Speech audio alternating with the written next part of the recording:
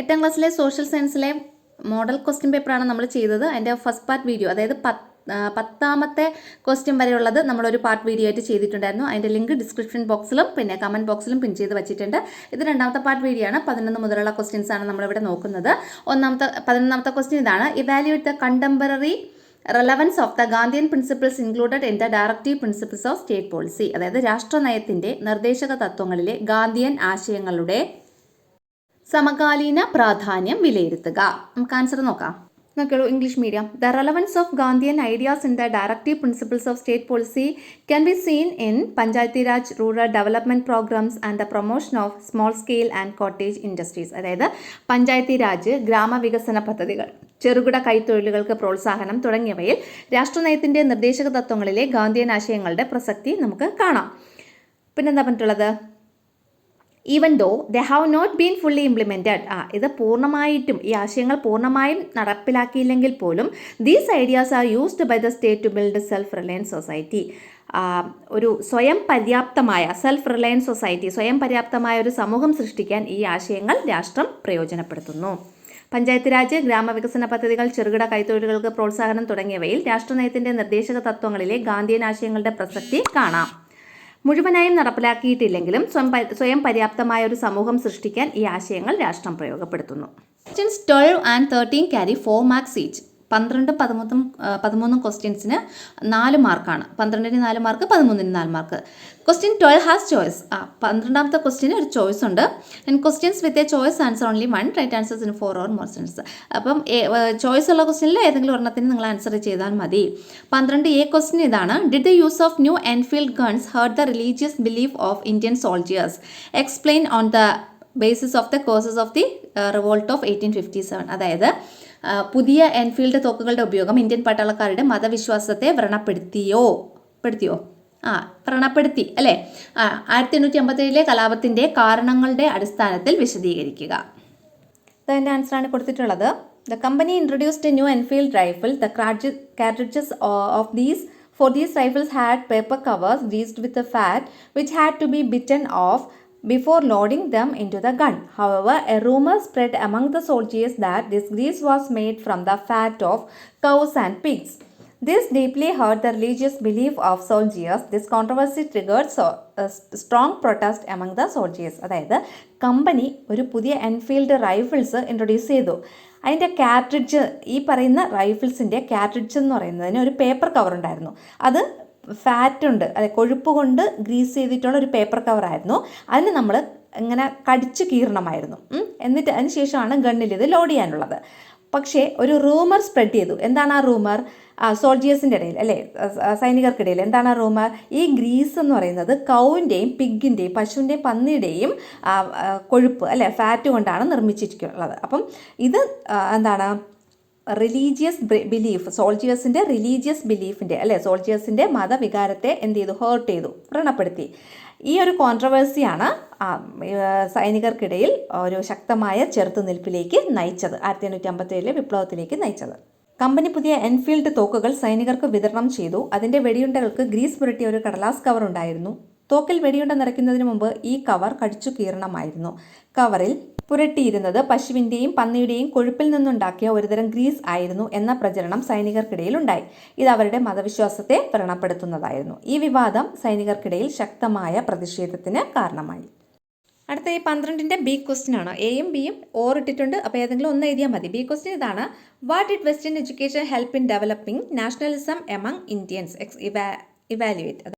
ഇന്ത്യക്കാരിൽ ദേശീയത വളർത്താൻ പാശ്ചാത്യ വിദ്യാഭ്യാസം അല്ലെങ്കിൽ വെസ്റ്റേൺ എഡ്യൂക്കേഷൻ എത്രത്തോളം സഹായകമായി?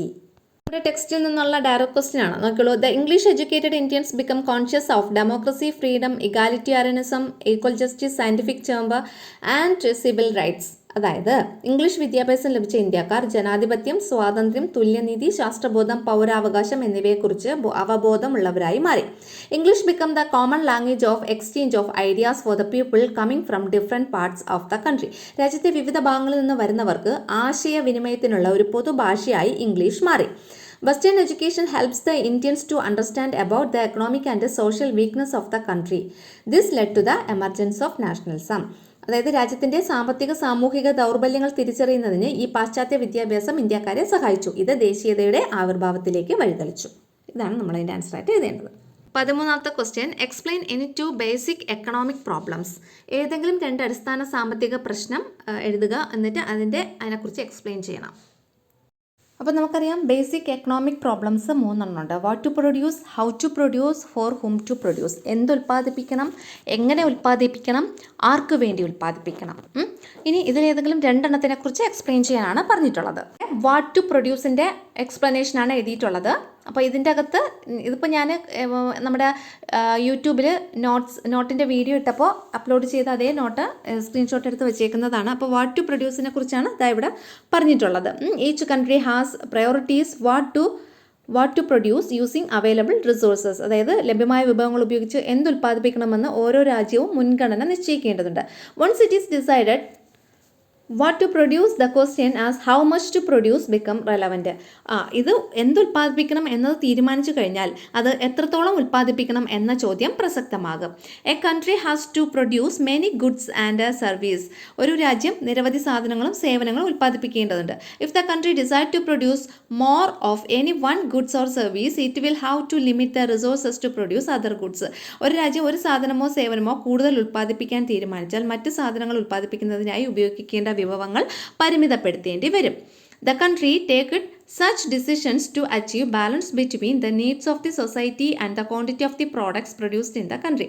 സമൂഹത്തിന്റെ ആവശ്യങ്ങൾക്കും രാജ്യത്ത് ഉൽപ്പാദിപ്പിക്കുന്ന ഉൽപ്പന്നങ്ങളുടെ അളവിനും ഇടയിൽ സന്തുലിതാവസ്ഥ കൈവരിക്കുന്നതിനാണ് രാജ്യം അത്തരം തീരുമാനങ്ങൾ എടുക്കുന്നത്. ഓക്കെ, ഇനി 2ാമത്തെ ബേസിക് എക്കണോമിക് പ്രോബ്ലം എന്ന് പറയുന്നത് ഹൗ ടു പ്രൊഡ്യൂസ് ആണ്. How to produce is a problem related to the choice of technologies. എങ്ങനെ ഉൽപ്പാദിപ്പിക്കണം എന്നത് സാങ്കേതിക രീതിയുടെ തിരഞ്ഞെടുപ്പുമായി ബന്ധപ്പെട്ടതാണ്. What technology to be used depends on the resources available in that region. ഏത് ടെക്നോളജി അല്ലെങ്കിൽ സാങ്കേതിക രീതിയാണ് സ്വീകരിക്കേണ്ടതെന്ന് ആ പ്രദേശത്ത് ലഭ്യമായ വിഭവങ്ങളെ അടിസ്ഥാനപ്പെടുത്തിയാണ് തീരുമാനിക്കുന്നത്. There will be A difference in the method of production depending on the availability of resources. അതായത് ലഭ്യമായ വിഭവങ്ങളുടെ ലഭ്യതയ്ക്കനുസരിച്ച് ഉൽപ്പാദന രീതിയിൽ വ്യത്യാസം ഉണ്ടാവാറുണ്ട്. അപ്പോൾ ഏതെങ്കിലും 2 ബേസിക് എക്കണോമിക് പ്രോബ്ലംസിനെ കുറിച്ച് എക്സ്പ്ലെയിൻ ചെയ്താൽ മതി. പക്ഷേ 3ാമത്തെ ഒരെണ്ണം കൂടിയുണ്ട്, ചിലപ്പോൾ അതാണ് നമ്മുടെ അത് ചോദിക്കുന്നതെങ്കിലോ അല്ലേ. അപ്പം ഇവിടെ നോക്കിയോളൂ, ഹൂം ടു പ്രൊഡ്യൂസ്, ആർക്ക് വേണ്ടി ഉൽപ്പാദിപ്പിക്കണം, അതാണ് 3ാമത്തെ എക്കണോമിക് പ്രോബ്ലം. നോക്കിയോളൂ, production should be done to meet the needs of the people. അല്ലേ, ജനങ്ങളുടെ ആവശ്യങ്ങൾ നിറവേറ്റുന്നതിന് വേണ്ടിയായിരിക്കണം നമ്മൾ ഉൽപ്പാദനം നടത്തേണ്ടത്. Production activities should be planned in such a way that the available resources are utilized to benefit everyone in the society. അതായത് ലഭ്യമായ വിഭവങ്ങളെ സമൂഹത്തിലെ എല്ലാവർക്കും പ്രയോജനകരമാവിധം വിനിയോഗിക്കുന്ന തരത്തിൽ വേണം നമ്മൾ ഉൽപ്പാദന പ്രവർത്തനങ്ങൾ ആസൂത്രണം ചെയ്യേണ്ടത്. Moreover, the term for whom to produce means how the goods and services produced are distributed among the people. അതായത് മാത്രമല്ല ഉൽപ്പാദിപ്പിക്കപ്പെടുന്ന സാധനങ്ങളും സേവനങ്ങളും ജനങ്ങൾക്കിടയിൽ വിതരണം ചെയ്യപ്പെടുന്നത് എങ്ങനെയാണ് എന്നതാണ് ആർക്ക് വേണ്ടി ഉൽപ്പാദിപ്പിക്കണം എന്നതുകൊണ്ട് അർത്ഥമാക്കുന്നത്. ഇപ്പോൾ 13ാമത്തെ ക്വസ്റ്റ്യൻ കഴിഞ്ഞു. ബേസിക് എക്കണോമിക് പ്രോബ്ലംസ് 3 നമ്മൾ എക്സ്പ്ലെയിൻ ചെയ്തു. അടുത്ത 14 5 ക്വസ്റ്റ്യൻസ്. 14 and 15 carries 5 mark. 5 മാർക്കിൻ്റെ ക്വസ്റ്റ്യൻസ് ആണ് 14ഉം 15ഉം. And questions with a choice. ഇവിടെ 14ാമത്തെ ക്വസ്റ്റ്യന് ചോയ്സ് ഉണ്ട്. A B എന്നിങ്ങനെ 2 എണ്ണം കൊടുത്തിട്ടുണ്ട്. 15ാമത്തെ ക്വസ്റ്റ്യൻ അല്ലാതെ നമ്മൾ എഴുതേണ്ടതാണ്. അപ്പോൾ 14 നോക്കാം. Describe the contributions of Rajaram Mohan Roy and Pandita Ramabai in the field of social reform in India. ഇന്ത്യയിലെ സോഷ്യൽ റിഫോം സാമൂഹിക പരിഷ്കരണ പ്രസ്ഥാനങ്ങളിൽ ഈ രാജാറാം മോഹൻ റോയും പണ്ഡിത രമാബായിയുടെ സംഭാവനകൾ എന്തൊക്കെയാണെന്ന് നമ്മൾക്ക് എഴുതണം. അതാണ് 1ാമത്തെ ക്വസ്റ്റ്യൻ. അപ്പോൾ ആദ്യം പണ്ഡിത രമാബായി എന്ന് പറഞ്ഞ ആ ഹെഡിങ് കൊടുക്കുക, എന്നിട്ട് എഴുതുക. പണ്ഡിത Ramabai vote against child marriage and started several schools for education of widows and girls. അതായത് ശൈശവ വിവാഹത്തിനെതിരെ പണ്ഡിത രമാബായി പോരാടുകയും വിധവകളുടെയും പെൺകുട്ടികളുടെയും വിദ്യാഭ്യാസത്തിനായി നിരവധി സ്കൂളുകൾ ആരംഭിക്കുകയും ചെയ്തു. An organization called Arya Mahila Samaj was established for such activities. ഇങ്ങനെയുള്ള പ്രവർത്തനങ്ങൾക്കായി അവർ സ്ഥാപിച്ച ഒരു സംഘടനയാണ് ആര്യ മഹിളാ സമാജ് എന്ന് പറയുന്നത്. A shelter called Sharada Sadan was started for the rehabilitation of widows and a project called Mukti mission was started to provide vocational training for women. അതായത് വിധവകളുടെ പുനരധിവാസത്തിന് വേണ്ടിയിട്ട് ശാരദാ സദൻ എന്ന ഒരു പേരിലൊരു അഭയകേന്ദ്രം ആരംഭിച്ചു. അതുപോലെ സ്ത്രീകൾക്ക് തൊഴിൽ പരിശീലനം നൽകാനായിട്ട് മുക്തി മിഷൻ എന്ന പേരിൽ ഒരു സംഘടനയും സ്ഥാപിച്ചു. പിന്നെ എന്താ പറഞ്ഞിട്ടുള്ളത്? She participated in the conference of the Indian national Congress held in Bombay in 1889. 1889 എന്താണ് INC ഇൻ്റർനാഷണൽ കോൺഗ്രസിൻ്റെ ബോംബെയിൽ വെച്ച് നടന്ന സമ്മേളനത്തിൽ ഇവർ പങ്കെടുത്തു. അപ്പം ഈ പണ്ഡിത രമാബായി പങ്കെടുത്ത സമ്മേളനം ബോംബെ സമ്മേളനം എന്നാണ് 1889. നമ്മൾ പറയാൻ പോകുന്നത് രാജാറാം മോഹൻ റോയിയെ കുറിച്ചാണ്. He played a crucial role in abolishing sati നിർത്തലാക്കുന്നതിൽ അദ്ദേഹം നിർണായക പങ്ക് വഹിച്ചു. പിന്നെന്താണ് started many schools to impart modern education, അതായത് ആധുനിക വിദ്യാഭ്യാസം നൽകാനായി നിരവധി സ്കൂളുകൾ ആരംഭിച്ചു. സ്റ്റാർട്ടഡ് ബ്രഹ്മസമാജ് ആരംഭിച്ചു. Fort against child marriage and polygamy. Polygamy എന്ന് വെച്ചാൽ ബഹുഭാര്യാത്വം, ചൈൽഡ് മാരേജ് എന്ന് വെച്ചാൽ ശൈശവവിവാഹം.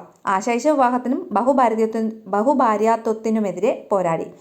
Argued that woman have the right to inheritance, സ്ത്രീകൾക്ക് പൈതൃക സ്വത്തിൽ അവകാശമുണ്ടെന്ന് വാദിച്ചു. അങ്ങനെ വേണം കേട്ടോ എഴുതാനുള്ളത്. സ്ത്രീകൾക്ക് പൈതൃക സ്വത്തിൽ അവകാശമുണ്ടെന്ന് വാദിച്ചു.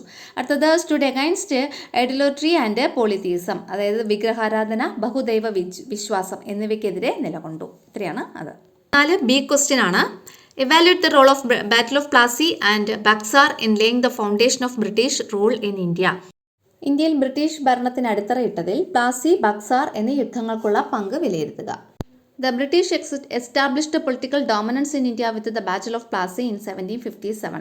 ബ്രിട്ടീഷുകാർ ഇന്ത്യയിൽ രാഷ്ട്രീയ ആധിപത്യം സ്ഥാപിക്കുന്നത് 1787 Plassey യുദ്ധത്തിലൂടെയാണ്. സിറാജുദ്ദൗള, the Nawab of Bengal, was defeated by the English East India Company forces led by Robert Clive in the battle.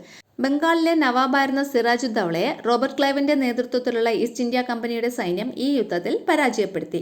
The capture of Bengal helped the British to bring other parts of India under their control. ബംഗാളിന്റെ ഭരണം പിടിച്ചെടുത്തത് ബ്രിട്ടീഷുകാർക്ക് ഇന്ത്യയിലെ മറ്റു പ്രദേശങ്ങൾ തങ്ങളുടെ അധീനതയിൽ കൊണ്ടുവരാൻ സഹായകമായി.